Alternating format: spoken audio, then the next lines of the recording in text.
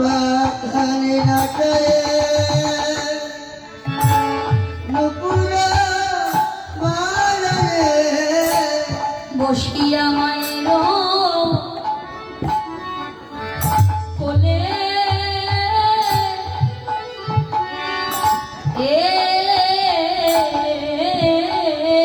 ওরে গোপাল বসিয়া মায়ের কোলে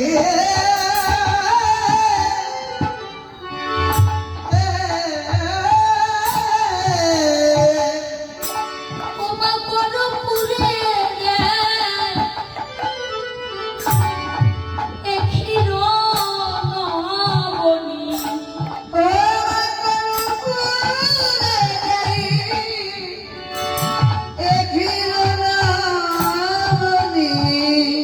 গোপাল খাইতে খাইতে দোলে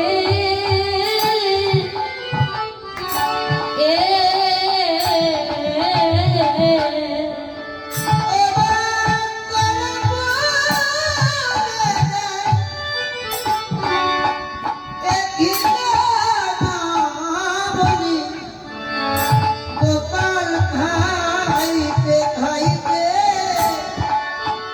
দোলে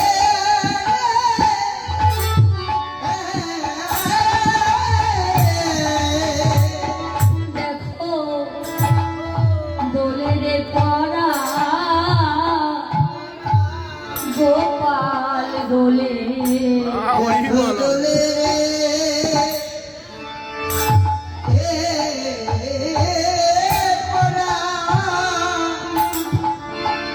গোপাল দোলে বাৎসল্যময় মায়ের কোলে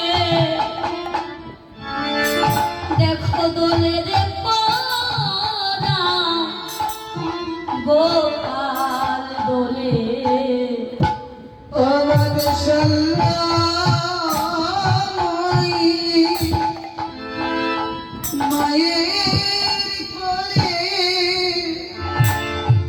দোলে রে গোরা গোপাল দোলে বাৎসল্যময় মায়ের কোলে রাঙা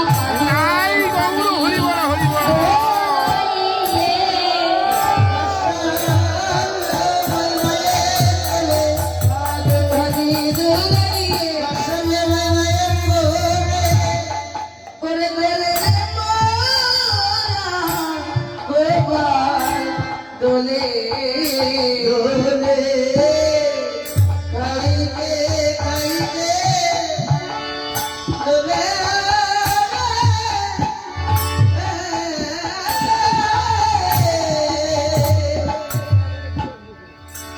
গোপাল মায়ের কোলে বসে ক্ষীর স্মরণ অবনী সেবা করছে।